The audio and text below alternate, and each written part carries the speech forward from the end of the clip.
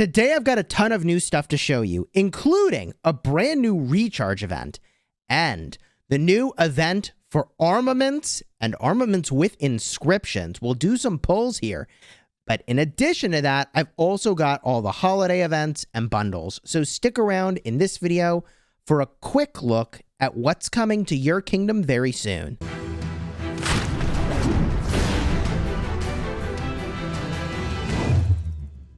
Hello my friends and welcome back. I'm Chisgule Gaming, and today's video is sponsored by the makers of Rise of Kingdoms. And as you know, I like to sneak peek at what these events will look like, and every now and then Lilith will drop the events in Kingdom 2 as a sort of test pilot before they go live everywhere else. So for the spring events, we get an early look at stuff, which is really cool. And if that's the sort of stuff you like, consider subscribing to the channel so you don't miss the next time I upload a video with early information just like we've got in the video today.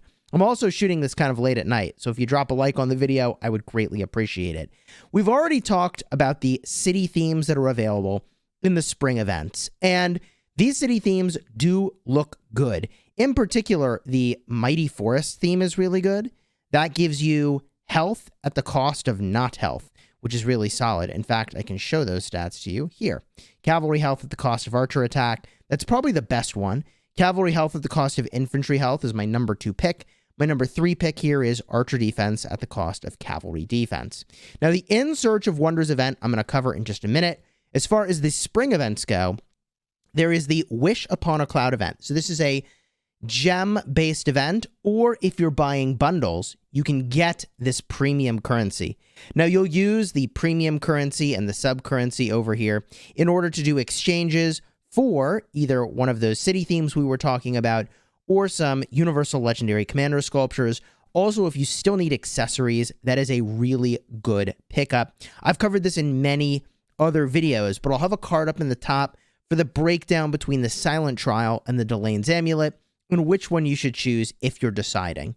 Now, from here, we've got a 5-day event like you're used to seeing. Don't worry about doing every single quest. Yes, the rewards are nice, but it's a linear reward scale, so you don't get something crazy if you do a ton of extra stuff. But the thing you do need to keep your eyes on is the No Peak Too High event. This requires you to do a series of other events throughout the spring event series, and you don't have to do everything, and some of them won't even be available at the start. Most of these Lohar's trial ones are actually very difficult to complete, but you'll go through, you'll complete these quests to get stars. When you get 2 stars, you get a crystal key, no big deal. But the more important thing is the premium currency. So you just want to keep an eye on this so you can get the top prize. You get a Mulan emoji, obviously crucial, and also some speed ups out of that as well. But really, it's just these early levels that are giving you the currency, and it's this wish plaque, the premium currency, that you get very easily. Just make sure that you actually do what you need to do to get it. Now, Tempest Clash is back, and as long as you can stomach queuing up with some friends, that will make it certainly a little bit easier to bang this out really quickly, because you can get some of the premium currency and the rewards for doing this every single day. And I mean, yeah, you know, over time, this sort of stuff adds up. The final thing I can show you with these holiday events is the holiday bundles, which are actually over here.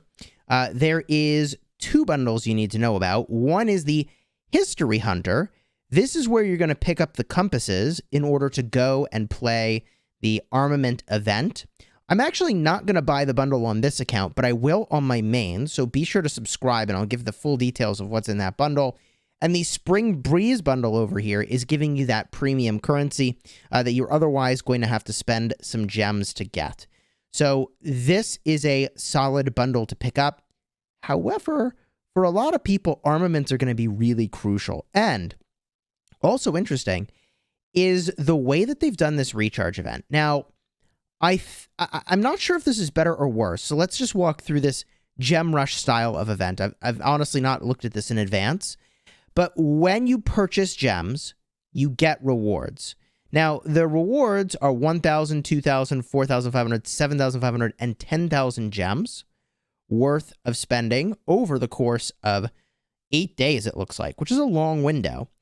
From here, you get things that we're sort of used to seeing. I mean, the skill reset is familiar, but the choice reward of sculptures is a little weird. We haven't seen this before. 4 choice sculptures at the 2000 tier, then 7 choice sculptures at the 4500 tier, then 7500 tier gives you 12 sculptures, and then all the way at the top, it gives you 15 sculptures. Now, the thing is, I think this is not as strong as universal legendary commander sculptures, because obviously you can put those to any commander you want, but you have to actually own the commander that you choose. Now, this account in Kingdom 2, which is where these events are featured early ahead of everywhere else, doesn't have all of the commanders that could potentially be available in here. So I don't know if the latest generation of commanders like Heraclius will show up or not. But the upside of this recharge event is that it is more incremental with the rewards. Like, you only need to recharge up to 10,000 gems. That is less than the previous recharge event. You don't even have to spread out the spending, which is certainly an upside. But the downside is that they've swapped out the universal sculptures for a choice reward, which I don't think is as good. Now, with that said, you're probably really hyped, if you're spending especially, to see the In Search of Wonders event, and certainly being able to buy the bundle for this event and get commander sculptures as you do it is really high leverage as far as spending goes. There are 2 ways that you can get these compasses. Unfortunately, it is either by spending your money or your gems, and you can only buy 10. Now, I don't know if this is 10 per day or if this is 10 total, but I am going to buy 10 of these now on this account in Kingdom 2, and we will do a 10 pull. Now, I covered the rules of this event in another video, so I won't go in depth here. But the way this basically works is you select a formation. My best armaments are weirdly enough on the arch formation. So let's just run with that for now. I mean, if my city's going to get swarmed, I'd rather have the normal attack boost, right? So we'll go with arch formation. And the main thing you need to know is that you've got a chance, a really high chance, of getting an inscribed legendary armament for your chosen formation. This is a big deal. You can do 160 total pulls. I don't know if that's pulls per day or in total, but we'll find out. Again, you can see when I push the plus button on the compasses, I can't actually get any more besides In Search of Wonders with the gems I just spent, and also the History Hunter bundle. But now let's do my first ever 10 pull on In Search of Wonders and see how we do. Come on, baby. Come on. What do we get? Okay, here we go. Ooh, that's a lot of legendaries, isn't it? 4 legendaries. Okay. That is not my chosen formation. There's a chance you get stuff not for your formation, by the way. Kind of forgot about that. All right, so we'll lock this because it's probably the best I have for wedge formation on this account. Legendary, looking really bad. Yikes. Well, you know, it goes with armament pulls. And another really bad legendary. Okay, come on. Epic, Fine Horse. I mean, the all damage on this one's actually really good. I'll lock it. From here, that's pretty terrible. March speed, infantry health. Come on, baby. Oh, God. Oh, it's line formation. Line formation, gold gathering, troop load. Hey. And siege stats on my Horn of the North legendary here. Okay. The Harp of Horus, fit but not ultimately giving me what I want from line formation. And, okay, triple line formation, but no good stats. Line formation with no good stats. There it is. All right. I mean, look, this is probably going to end up being a cheaper way to get armaments that are good than the Master's Tool bundle, but I will do that comparison. And if you want to see that comparison, definitely be sure to subscribe to the channel so you don't miss it.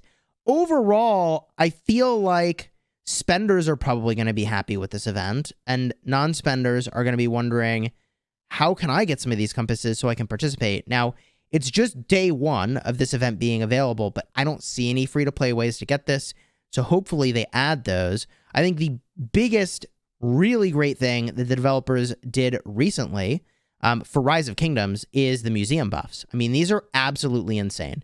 They are so freaking good. It's actually pretty incredible how strong the double relics are. And if you haven't seen already, we tested this in a live stream.